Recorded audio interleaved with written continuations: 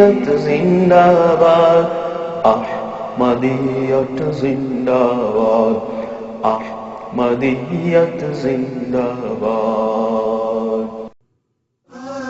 മനുഷ്യൻ തന്റെ സ്രഷ്ടാവിൽ നിന്നകന്നുകൊണ്ട് ഭൗതികതയുടെ മാസ്മരികതയിൽ ആകൃഷ്ടനായി ധാർമ്മികവും ആത്മീയവുമായി അധംപതിച്ച് മൃഗതുല്യനായി മാറുമ്പോഴാണ് ദൈവം തന്റെ സനാതന നിയമമനുസരിച്ച് ആത്മീയ പരിഷ്കരണത്തിനായി പ്രവാചകന്മാരെ നിയോഗിക്കുന്നത്. മൃഗതുല്യതയിൽ നിന്നും ധാർമ്മികവും ആത്മീയവുമായ ഉത്കൃഷ്ടതയിലേക്ക് പരിഷ്കരിച്ചെടുത്തുകൊണ്ട് ദൈവത്തിൽ വിലയം പ്രാപിക്കുന്നവനായി മനുഷ്യനെ മാറ്റുക എന്നതാണ് പ്രവാചകന്മാരുടെ അവതാര ലക്ഷ്യം. അബ്രഹാമും മോശയും ക്രിസ്തുവും ശ്രീരാമനും ശ്രീകൃഷ്ണനും ശ്രീബുദ്ധനും അറേബ്യയിൽ ആഗതരായ കാരുണ്യത്തിന്റെ പ്രവാചകൻ മുഹമ്മദ് നബി സ്വല്ലല്ലാഹു അലൈഹി വസല്ലമും ഭൂമുഖത്ത് അവതരിച്ചത് ഈ ലക്ഷ്യ പൂർത്തീകരണത്തിനു വേണ്ടിയാണ്. നാം ജീവിക്കുന്ന ഈ കാലഘട്ടം ധാർമ്മികാപചയത്തിന്റെ പരകോടിയിലെത്തിയിരിക്കുന്നു. കലിയുഗമെന്ന് വിശേഷിപ്പിക്കപ്പെടുന്ന ഈ കാലഘട്ടം ദൈവത്തിൽ നിന്നുള്ള ഒരു വ്യക്തിയെ ആവശ്യപ്പെടുന്നുണ്ട്. എല്ലാ മതങ്ങളും ഈ കാലഘട്ടത്തിൽ അവതരിക്കുമെന്ന് വാഗ്ദത്തം ചെയ്തിട്ടുള്ള മുസ്ലിങ്ങൾ ഇമാം മഹ്ദി എന്നും, ക്രിസ്തുമതസ്ഥർ രണ്ടാം മിശിഹ എന്നും, ഹിന്ദുക്കൾ കൽക്കി എന്നും വിശേഷിപ്പിക്കുന്ന ആ യുഗപുരുഷന്റെ വരവ് അഹ്മദിയ മുസ്ലിം ജമാഅത്തിന്റെ സ്ഥാപകർ ഹദർത്ത് മിർസ ഗുലാം അഹ്മദ് അലൈഹിസ്സലാമിൽ പൂർത്തീകരിക്കപ്പെട്ടിരിക്കുന്നുവെന്നാണ് ഞങ്ങളുടെ വിശ്വാസം. മനുഷ്യന് ദൈവവുമായുള്ള ബന്ധം സുദൃഢമാക്കുന്നതിനായിട്ടാണ് അദ്ദേഹം ആഗതനായിട്ടുള്ളത്. ഈ ലോകത്തെ ഒരു സമാധാന ഗേഹമാക്കി മാറ്റുക എന്നതാണ് അദ്ദേഹത്തിന്റെ ആഗമനോദ്ദേശ്യം. അദ്ദേഹം പറയുന്നു, ദൈവവും അവന്റെ സൃഷ്ടികളും തമ്മിലുള്ള ബന്ധത്തെ അലോസരപ്പെടുത്തുന്ന അസ്വസ്ഥതകളെ വിഭാടനം ചെയ്തുകൊണ്ട് സ്നേഹത്തിലും സത്യസന്ധതയിലും ഊന്നിയ ബന്ധം പുനഃസ്ഥാപിക്കുക എന്ന ദൗത്യവുമായിട്ടാണ് ദൈവം എന്നെ അയച്ചിട്ടുള്ളത്.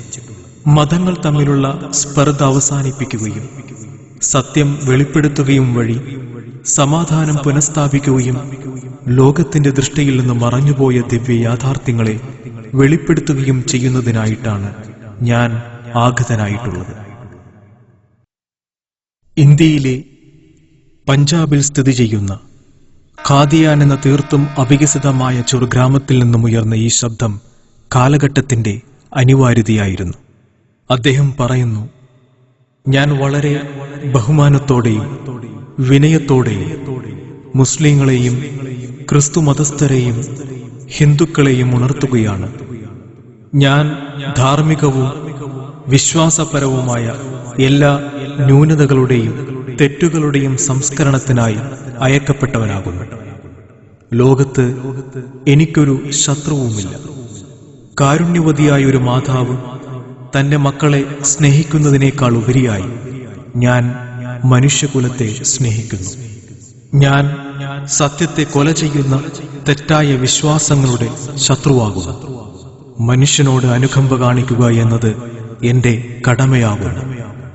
വ്യാജം, ബഹുദൈവാരാധന, അക്രമം, എല്ലാ തരത്തിലുള്ള തിന്മകൾ, അനീതി, ദുസ്വഭാവങ്ങൾ എന്നിവയിൽ നിന്നുമുള്ള മോചനം എന്റെ അടിസ്ഥാനപരമായ സിദ്ധാന്തമാകുന്നു.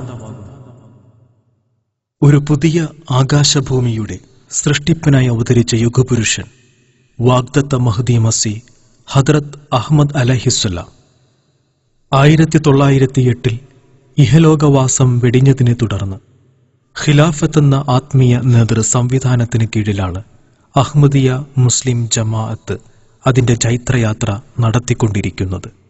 وعد الله الذين آمنوا منكم وعملوا الصالحات ليستخلفنهم في الأرض كما استخلف الذين من قبلهم. ഖിലാഫത്ത് എന്നത് അല്ലാഹു വിശ്വാസി സമൂഹത്തിന് നൽകിയ ഒരു അനുഗ്രഹമാണ്. മുൻകഴിഞ്ഞ പ്രവാചക ശ്രേണിയിൽ നമുക്കിത് ദർശിക്കാൻ കഴിയും. കാരുണ്യത്തിന്റെ പ്രവാചകൻ മുഹമ്മദ് മുസ്തഫ സല്ലല്ലാഹു അലൈഹി വസല്ലമയുടെ വഫാത്തിനു ശേഷം ഹദറത്ത് അബൂബക്കർ, ഹദറത്ത് ഉമർ, ഹദറത്ത് ഉസ്മാൻ, ഹദറത്ത് അലി റിദ്വാനുല്ലാഹി അലൈഹിം തുടങ്ങിയവരിലൂടെ നുബുവത്തിന്റെ മാർഗത്തിലുള്ള ഖിലാഫത്ത് എന്ന ആത്മീയ നേതൃത്വം സ്ഥാപിതമായിരുന്നു. മഹ്ദി ഇമാമിന്റെ സത്യതയ്ക്കുള്ളൊരു പ്രമാണം കൂടിയാണ് നുബുവത്തിന്റെ മാർഗത്തിലുള്ള ഖിലാഫത്ത്.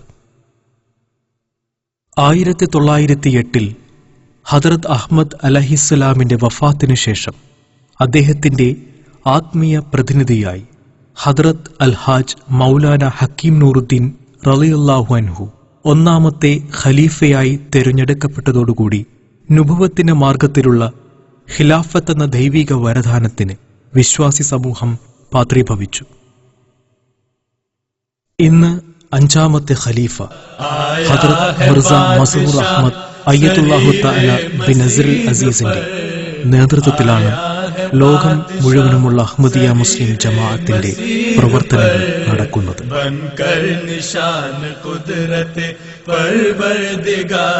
ഭൂമിയിൽ അവതരിച്ച പ്രവാചകന്റെ ജീവിതകാലത്തിനു ശേഷം അദ്ദേഹത്തിന്റെ സന്ദേശം പ്രചരിപ്പിക്കാനായി ദൈവിക ഇംഗിതപ്രകാരം അദ്ദേഹത്തിന്റെ പ്രതിനിധിയായി തിരഞ്ഞെടുക്കപ്പെടുന്ന വ്യക്തിയാണ് ഖലീഫ. സ്നേഹത്തിന്റെയും അനുകമ്പയുടെയും പ്രതീകമാണ് ഖലീഫ. വെറുപ്പിന്റെയോ ശത്രുതയുടെയോ അക്രമത്തിന്റെയോ രക്തച്ചൊരിച്ചിലിന്റെയോ വക്താവല്ല ഖലീഫ, മറിച്ച് കാരുണ്യത്തിന്റെയും ആശ്വാസത്തിന്റെയും ആൾരൂപമാണ്.